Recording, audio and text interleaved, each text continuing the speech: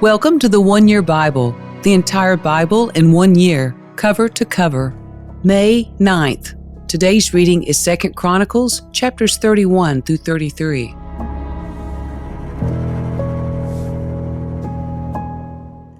When the festival ended, the Israelites who attended went to all the towns of Judah, Benjamin, Ephraim, and Manasseh, and they smashed all the sacred pillars, cut down the Asherah poles, and removed the pagan shrines and altars. After this, the Israelites returned to their own towns and homes. Hezekiah then organized the priests and Levites into divisions to offer the burnt offerings and peace offerings, and to worship and give thanks and praise to the Lord at the gates of the temple. The king also made a personal contribution of animals for the daily, morning, and evening burnt offerings, the weekly Sabbath festivals, the monthly new moon festivals, and the annual festivals as prescribed in the law of the Lord. In addition, he required the people in Jerusalem to bring a portion of their goods to the priests and Levites, so they could devote themselves fully to the law of the Lord. When the people of Israel heard these requirements, they responded generously by bringing the first share of their grain, new wine, olive oil, honey, and all the produce of their fields. They brought a large quantity, a tithe of all they produced. The people who had moved to Judah from Israel and the people of Judah themselves brought in the tithes of their cattle, sheep, and goats, and a tithe of the things that had been dedicated to the Lord their God, and they piled them up in great heaps. They began piling them up in late spring, and the heaps continued to grow until early autumn. When Hezekiah and his officials came and saw these huge piles, they thanked the Lord and his people Israel. "Where did all this come from?" Hezekiah asked the priests and Levites.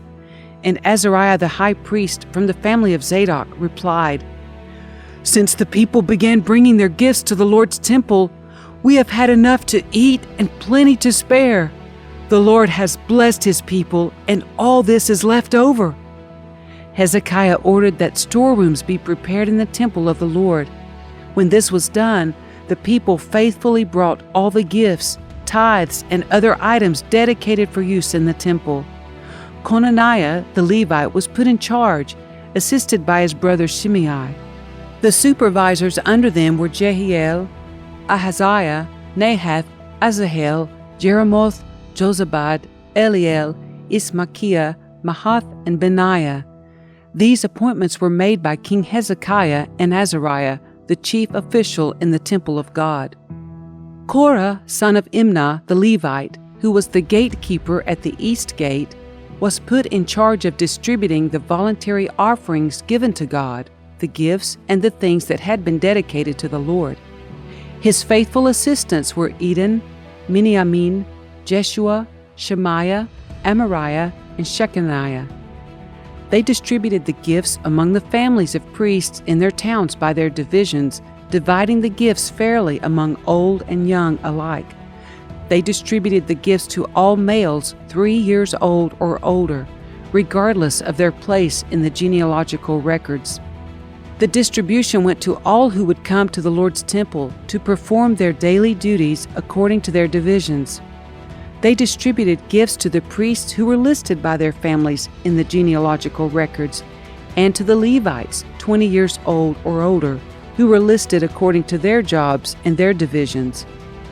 Food allotments were also given to the families of all those listed in the genealogical records, including their little babies, wives, sons, and daughters, for they had all been faithful in purifying themselves. As for the priests, the descendants of Aaron, who were living in the open villages around the towns, men were appointed by name to distribute portions to every male among the priests and to all the Levites listed in the genealogical records. In this way, King Hezekiah handled the distribution throughout all Judah, doing what was pleasing and good in the sight of the Lord his God.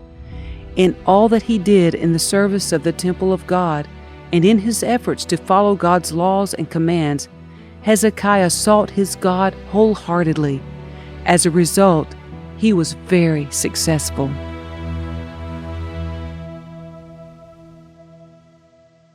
After Hezekiah had faithfully carried out this work, King Sennacherib of Assyria invaded Judah. He laid siege to the fortified towns, giving orders for his army to break through their walls. When Hezekiah realized that Sennacherib also intended to attack Jerusalem, he consulted with his officials and military advisors, and they decided to stop the flow of the springs outside the city. They organized a huge work crew to stop the flow of the springs, cutting off the brook that ran through the fields, for they said, "Why should the kings of Assyria come here and find plenty of water?" Then Hezekiah worked hard at repairing all the broken sections of the wall, erecting towers, and constructing a second wall outside the first. He also reinforced the supporting terraces in the city of David and manufactured large numbers of weapons and shields. He appointed military officers over the people and assembled them before him in the square at the city gate. Then Hezekiah encouraged them by saying, "Be strong and courageous. Don't be afraid or discouraged because of the king of Assyria or his mighty army, for there is a power far greater on our side. He may have a great army, but they are merely men. We have the Lord our God to help us and to fight our battles for us." Hezekiah's words greatly encouraged the people. While King Sennacherib of Assyria was still besieging the towns of Lachish, he sent his officers to Jerusalem with this message for Hezekiah and all the people in the city. "This is what King Sennacherib of Assyria says. What are you trusting in that makes you think you can survive my siege of Jerusalem? Hezekiah has said, 'The Lord our God will rescue us from the king of Assyria.' Surely Hezekiah is misleading you, sentencing you to death by famine and thirst. Don't you realize that Hezekiah is the very person who destroyed all the Lord's shrines and altars? He commanded Judah and Jerusalem to worship only at the altar at the temple and to offer sacrifices on it alone.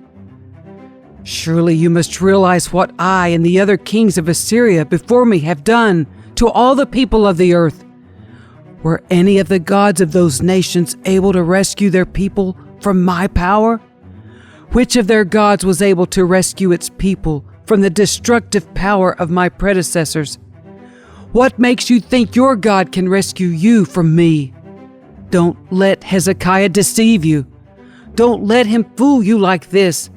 I say it again, no God of any nation or kingdom has ever yet been able to rescue his people from me or my ancestors. How much less your God rescue you from my power?" And Sennacherib's officers further mocked the Lord God and his servant Hezekiah, heaping insult upon insult. The king also sent letters scorning the Lord, the God of Israel. He wrote, "Just as the gods of all the other nations failed to rescue their people from my power, so the God of Hezekiah will also fail." The Assyrian officials who brought the letters shouted this in Hebrew to the people gathered on the walls of the city, trying to terrify them so it would be easier to capture the city. These officers talked about the God of Jerusalem as though he were one of the pagan gods made by human hands. Then King Hezekiah and the prophet Isaiah, son of Amoz, cried out in prayer to God in heaven. And the Lord sent an angel who destroyed the Assyrian army with all its commanders and officers. So Sennacherib was forced to return home in disgrace to his own land. And when he entered the temple of his God, some of his own sons killed him there with a sword. That is how the Lord rescued Hezekiah and the people of Jerusalem from King Sennacherib of Assyria and from all the others who threatened them. So there was peace throughout the land. From then on, King Hezekiah became highly respected among all the surrounding nations, and many gifts for the Lord arrived at Jerusalem, with valuable presents for King Hezekiah too.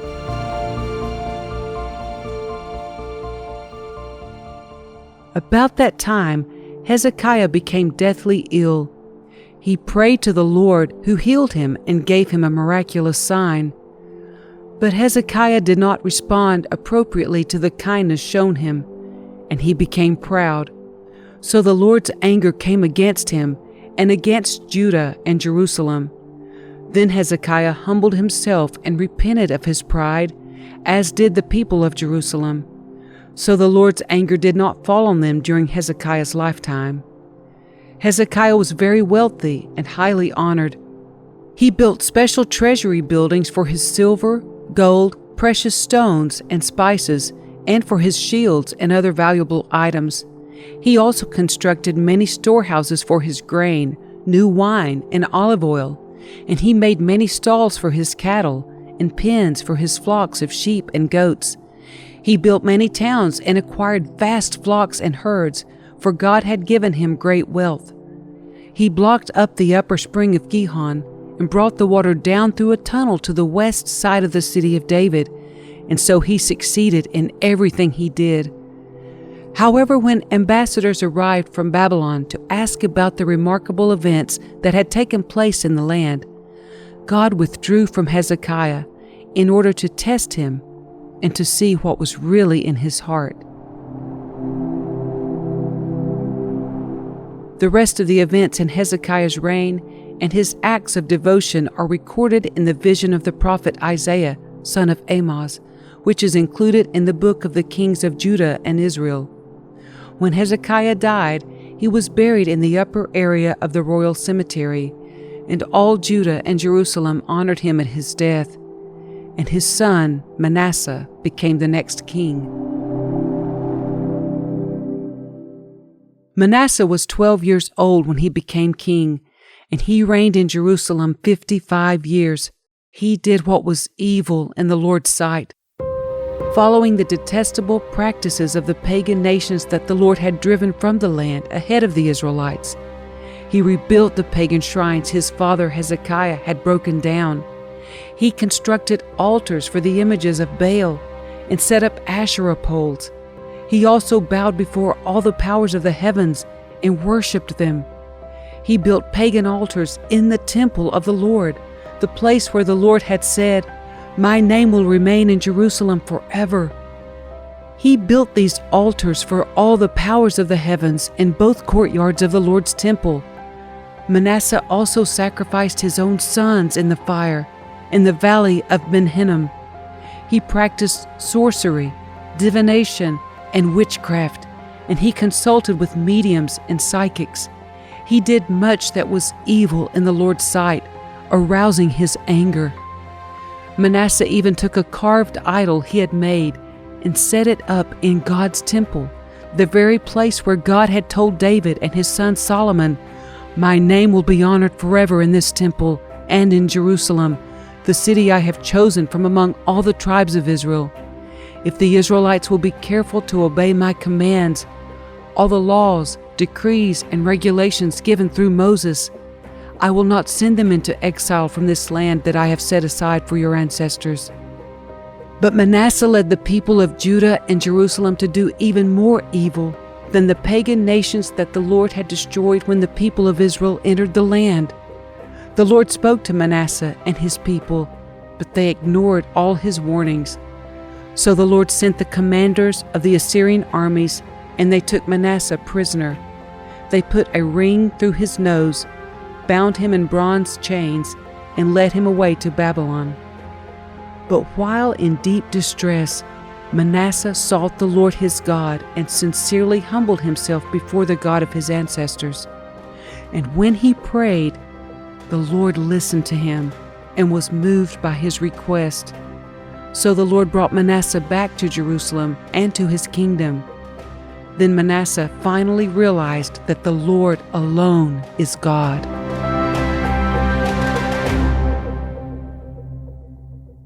After this, Manasseh rebuilt the outer wall of the city of David, from west of the Gihon spring in the Kidron Valley to the Fish Gate, and continuing around the hill of Ophel. He built the wall very high, and he stationed his military officers in all of the fortified towns of Judah. Manasseh also removed the foreign gods and the idol from the Lord's temple. He tore down all the altars he had built on the hill where the temple stood, and all the altars that were in Jerusalem, and he dumped them outside the city.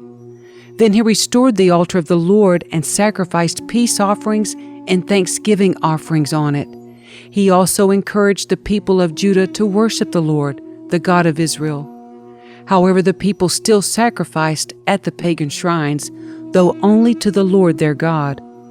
The rest of the events of Manasseh's reign, his prayer to God, and the words the seers spoke to him in the name of the Lord, the God of Israel, are recorded in the book of the kings of Israel. Manasseh's prayer, the account of the way God answered him, and an account of all his sins and unfaithfulness are recorded in the record of the seers. It includes a list of the locations where he built pagan shrines and set up Asherah poles and idols before he humbled himself and repented.